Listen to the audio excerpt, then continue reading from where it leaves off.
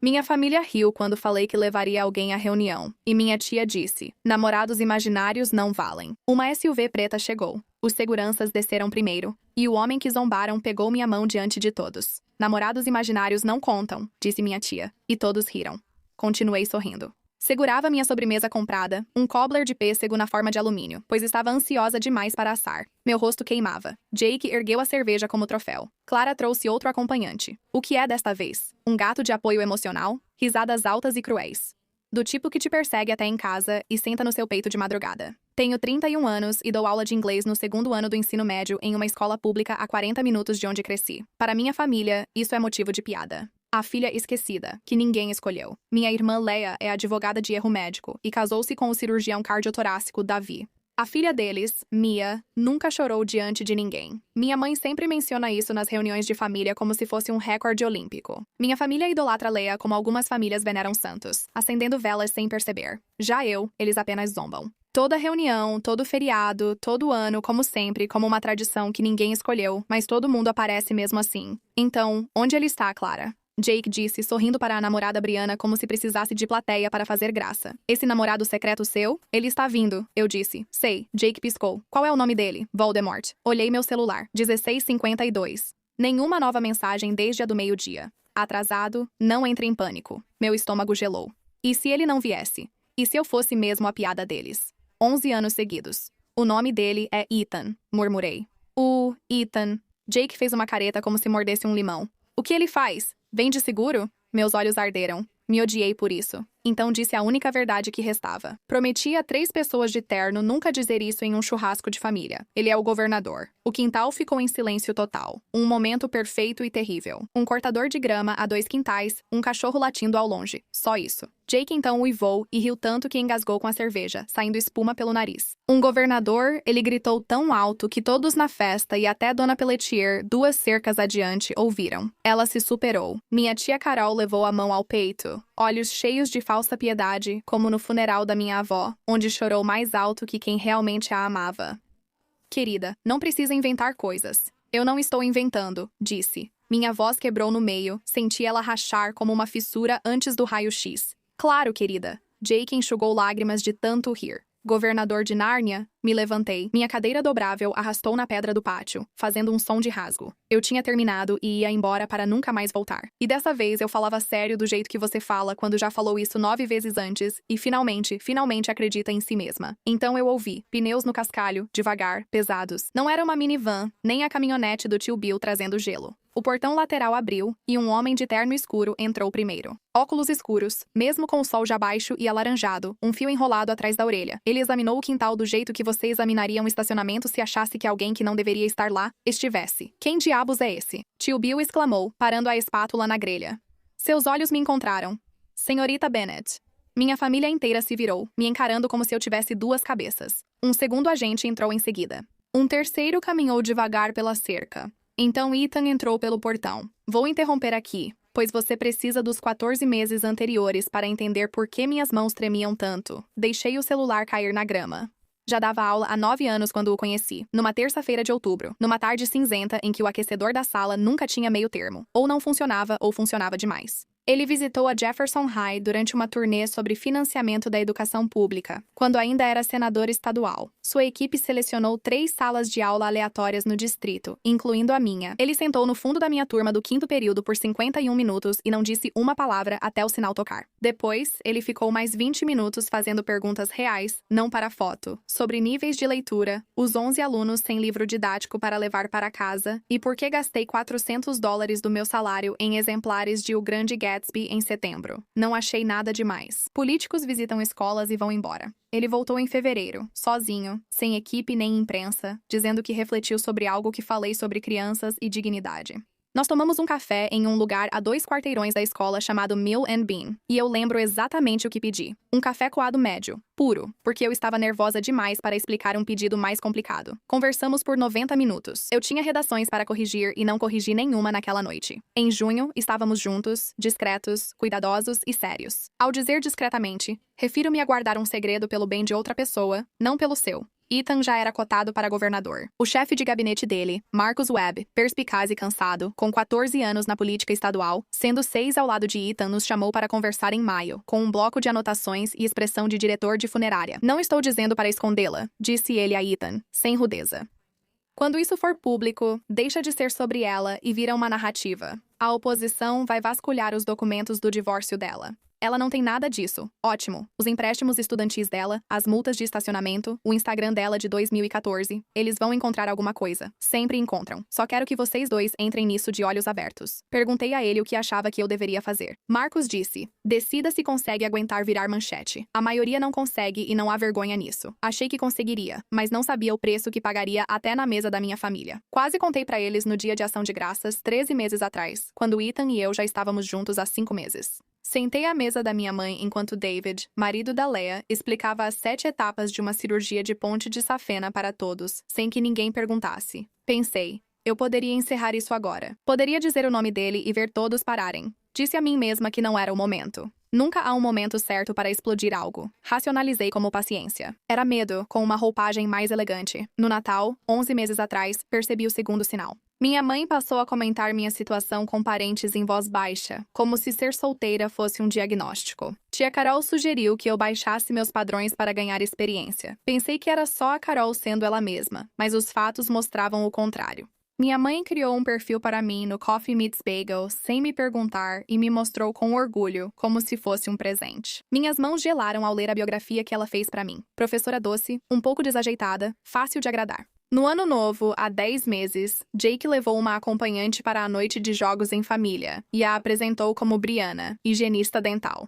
Ele se virou para mim e disse, diante de 9 pessoas, Clara não traz acompanhantes porque não tem nada para trazer. Eu ri. Sempre ria. Era tudo que me restava naquela mesa. Sempre que eu contava algo disso para Ethan, ele ficava mais quieto e irritado, tentando esconder, o que piorava tudo. Ele repetiu. Deixa eu ir, deixa eu conhecê-los. Marcus sempre descartava a ideia com gentileza e profissionalismo. A disputa nas pesquisas estava acirrada, e um desafiante nas primárias já rondava. A revelação precisava ser controlada, cronometrada e revisada por advogados. Não exposta a um grupo em que ninguém confiava para guardar segredo, nem por 48 horas. Em março, quase não sobrevivi emocionalmente a 5ª vez. O chá de bebê de Leia para Mia, feito 6 meses antes do parto por insistência da minha mãe em fazer tudo certo. 30 mulheres encheram a sala da minha mãe. Um banner dourado dizia, Bem-vinda, pequena Mia. E todas escreviam previsões para o bebê em cartões. O meu dizia com minha letra, ela crescerá cercada de quem a ama muito. Tia Carol leu para todos e ainda disse sem ser solicitada, deve ser bom. Algumas de nós ainda aguardam sua vez, não é, Clara? 29 mulheres me olharam, cada uma com uma sacolinha com um bode, e sorri o sorriso que pratico desde os 19 anos.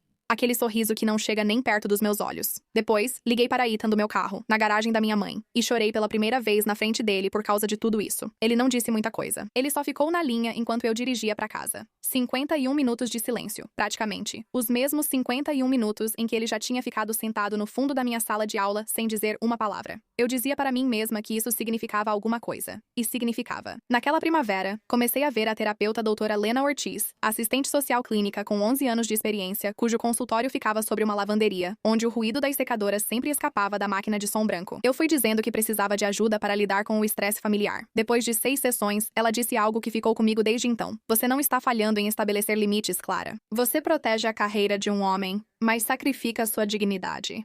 Quero que perceba essa escolha sempre. Não gostei de ouvir isso, mas continuo fazendo essa troca. Na primavera, minha família não sabia das mudanças. Ethan anunciou candidatura a governador em março e, em maio, já liderava as pesquisas por 11 pontos. Em 14 de maio, numa terça na cozinha dele, ainda de roupa de trabalho, ele disse que cansou de ser cuidadoso. Prefiro perder a eleição do que te perder por causa de campanha. Marcus não gostou, mas como também tinha começado a gostar de mim, mesmo desconfiado e reservado, aceitou o plano. Divulgaríamos tudo do nosso jeito, no nosso tempo, com um anúncio coordenado, uma declaração breve e uma foto aprovada, sem virar um frenesi nos tabloides. Discreto, controlado, digno. O oposto do que acabou acontecendo no quintal da minha tia. Isso significava mais alguns meses de total silêncio. Sem fotos públicas, locais marcados e com acordo de confidencialidade, que assinei voluntariamente por entender o que estava em jogo. 14 páginas. escrito pelo advogado externo da campanha, de um escritório que não citarei. Havia só uma cláusula, lembro de todas. Divulgar o relacionamento antes da data combinada pode causar danos imediatos e sérios às operações da campanha. Só eu, além do círculo próximo de Ethan, sabia a data escolhida, o que tornou o que aconteceu depois ainda mais assustador.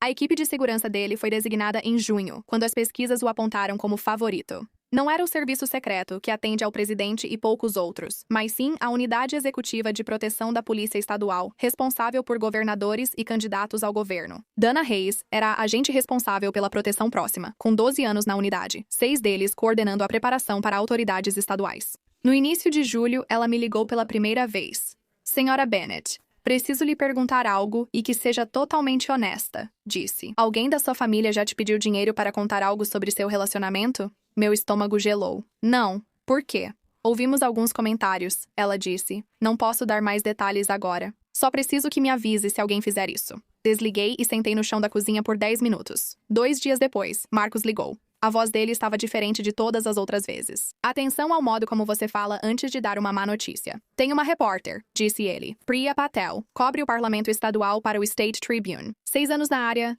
Boa repórter, geralmente faz um trabalho sério. Ela procurou nossa assessoria de imprensa hoje cedo, perguntando, segundo o e-mail dela, se a campanha pode confirmar ou negar um relacionamento de longo prazo entre a senadora Hale e a professora Clara Bennett, da Jefferson High School. Como? Eu disse, mas não consegui terminar. Ainda não sabemos, disse Marcos. Mas alguém falou. A equipe da Dana levou 4 dias para descobrir. Foi o Jake. Eu queria dizer que fiquei chocada. Não era exatamente malicioso. Ou melhor, era, mas não como um vilão de filme. Jake havia sido demitido do emprego de vendas em abril. Ele colocou milhares de dólares em um cartão que não podia pagar. No fim de junho, rolando a página de dicas do Deep Dive Daily, não do Tribune, um agregador de fofocas menor e mais rasteiro que paga em dinheiro por informações. Ele viu uma postagem oferecendo US$ 5.000 por informações exclusivas e verificadas sobre relações políticas. A equipe da Dana obteve uma captura de tela, por meios que não entendo bem e sobre os quais preferi não perguntar, de uma conversa entre Jake e um freelancer que atuava no Deep Dive Daily e eventualmente repassava informações para repórteres como a Priya Patel para criar laços. A mensagem, datada de 29 de junho às 23h47, dizia: Minha prima está namorando o candidato a governador Ethan Hale em segredo há mais de um ano. Nem a família sabe. Posso conseguir fotos do celular dela se o preço for bom. Preciso de pelo menos 5.000 pausa rápida. Se quiser mais histórias como essa e com melhor qualidade, meu Spotify está no link da descrição. Ele nunca conseguiu as fotos. Mudei minha senha naquela primavera após sugestão de Ethan, mas Jake estava claramente fuçando. Uma ligação meio ouvida aqui. Um vislumbre de um contato salvo como E, ali. Talvez minhas respostas estranhamente evasivas toda vez que alguém perguntava com quem eu estava saindo. Ele juntou informações suficientes para ser perigoso e tentou vender isso. Descobri numa quinta-feira à noite, 9 de julho, sentada à mesa da cozinha com as mãos em volta de uma caneca de chá que tinha esfriado 1 hora antes, enquanto Marcos explicava tudo pelo viva voz, com voz cuidadosa. Temos tudo sob controle, ele disse. Priya não publicou nada. Ela é jornalista de verdade e quer confirmação. Não é print vazado de freelancer com rixa.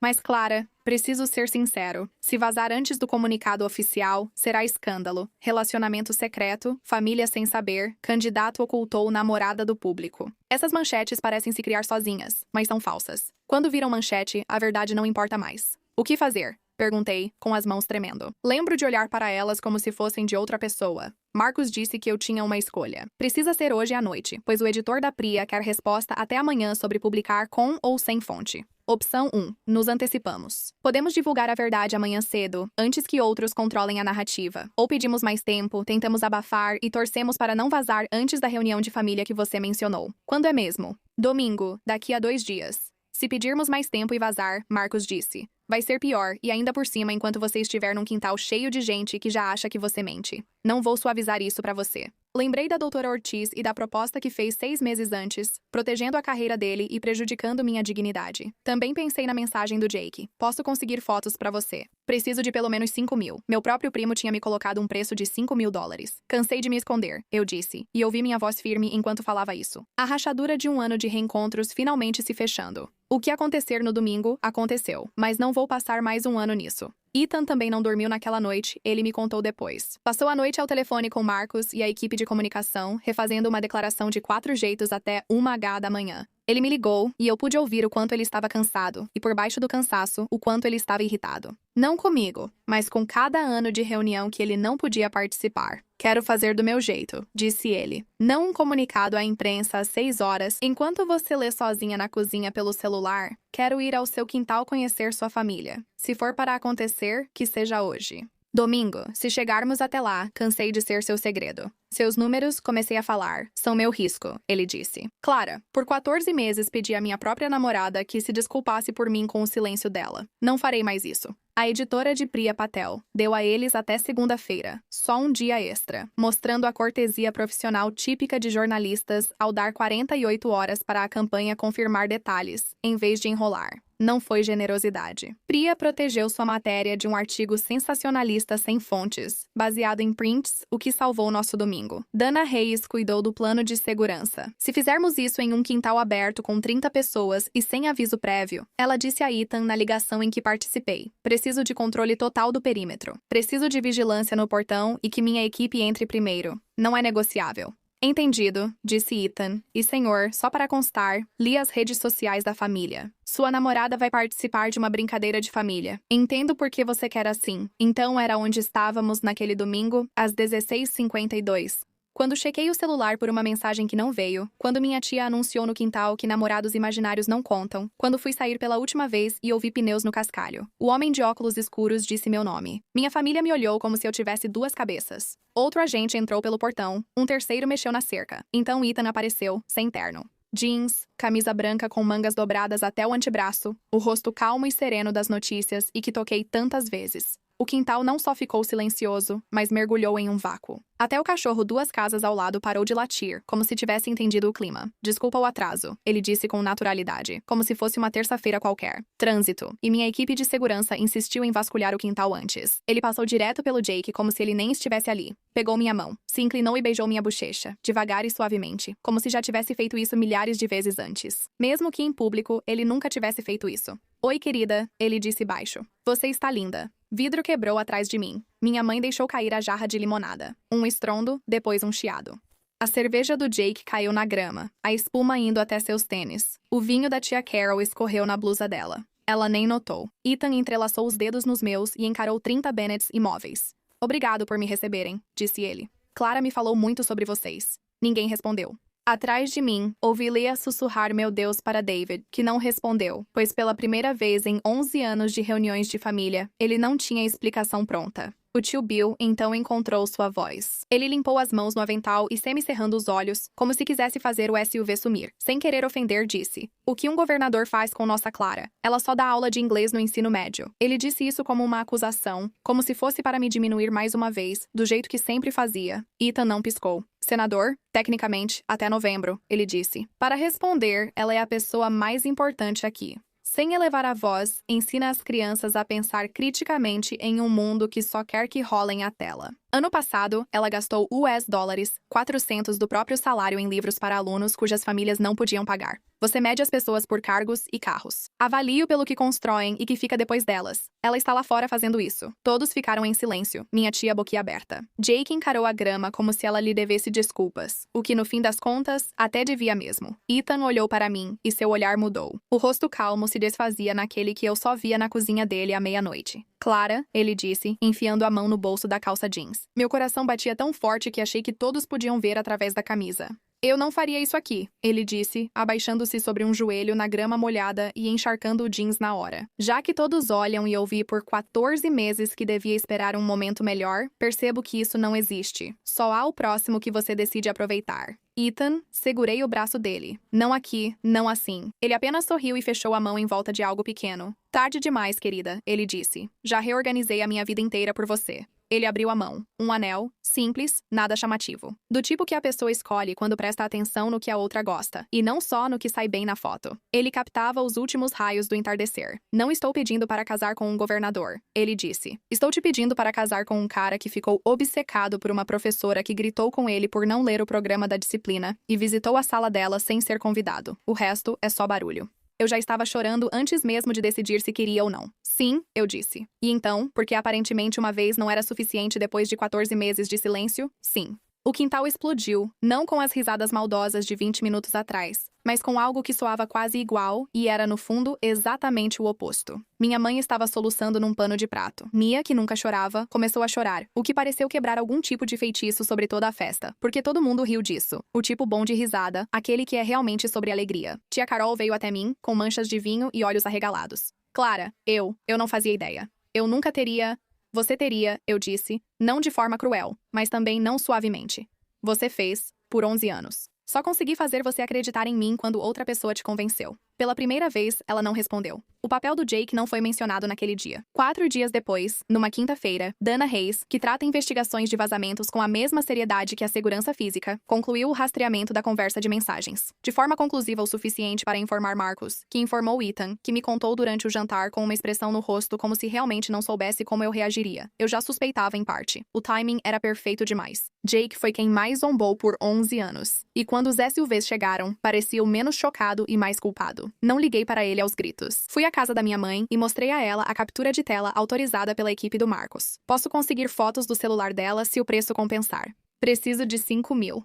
Vi o rosto da minha mãe fazer algo que nunca tinha visto. Ficou pálido, depois vermelho e então muito imóvel. Ela convocou uma reunião de família, não uma reunião festiva, uma reunião de verdade. 6 pessoas sentadas à mesa da cozinha dela, aquele tipo de ambiente onde Jake não conseguia se exibir para uma plateia como sempre fazia nos encontros maiores. Você tentou vender a privacidade da sua prima para um tabloide por dinheiro? Disse minha mãe, enquanto ela era ridicularizada à mesa pelo relacionamento do qual você queria lucrar. Jake não respondeu. Pela primeira vez que me lembro, Jake não tinha nada planejado e perdeu a indicação de emprego em vendas de suprimentos odontológicos que o pai da Brianna ia conseguir. O pai da Brianna, leitor assíduo do Tribune, soube da história por terceiros em menos de uma semana e decidiu não querer seu nome ligado ao de Jake, profissionalmente ou de outra forma. Brianna terminou com ele 2 meses depois, alegando à minha mãe que já havia motivos acumulados há tempos, o que acredito. Também acho que a tentativa desesperada de $5.000 do Jake não adiantou nada. Priya Patel publicou a matéria exatamente como Marcus esperava. Precisa, fundamentada e digna. O relacionamento foi confirmado 2 dias após o noivado, com uma foto escolhida por nós. Ethan e eu no Mill & Bean, onde tudo começou, não no quintal onde ficou público.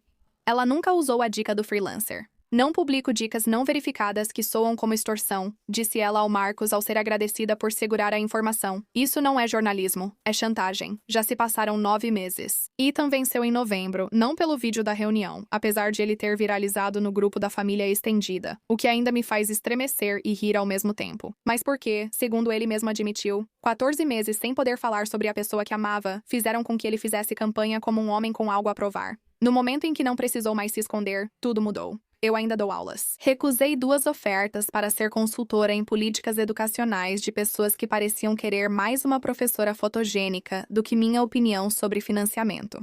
Ainda estou decidindo o que fazer com a plataforma que aparentemente tenho agora. A doutora Ortiz e eu ainda nos vemos quinzenalmente, principalmente para falar sobre assuntos cotidianos, como meu sono e meus limites, sem relação com política. Ela disse que a data do casamento não importa tanto quanto eu ter parado de pedir desculpas por ocupar espaço na mesa da minha família. Agora, tia Carol me envia um cartão de aniversário todo ano. Não sei se é por culpa ou sinceridade. Aqui percebi que não importa qual dos dois seja. Apenas respondo com gentileza e deixo acontecer. Jake e eu conversamos às vezes, mas não com frequência. Ele pediu desculpas uma vez, pessoalmente, mal, daquele jeito que as pessoas pedem desculpas quando estão mais arrependidas de terem sido pegas do que pelo que realmente fizeram. Disse a ele que agradecia, pois prefiro aceitar um pedido de desculpas imperfeito do que esperar eternamente por um perfeito que nunca virá.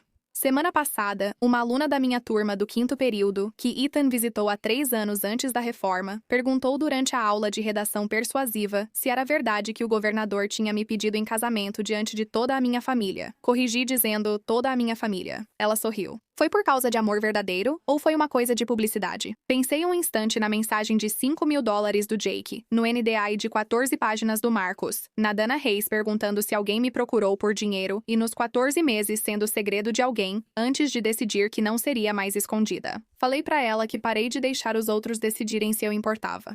O resto foi só timing. Ela anotou. Não sei se isso entrará no ensaio dela, mas é a coisa mais verdadeira que já disse sobre isso. Pela primeira vez, na história da minha família de decidir o que era real, não havia ninguém para rir.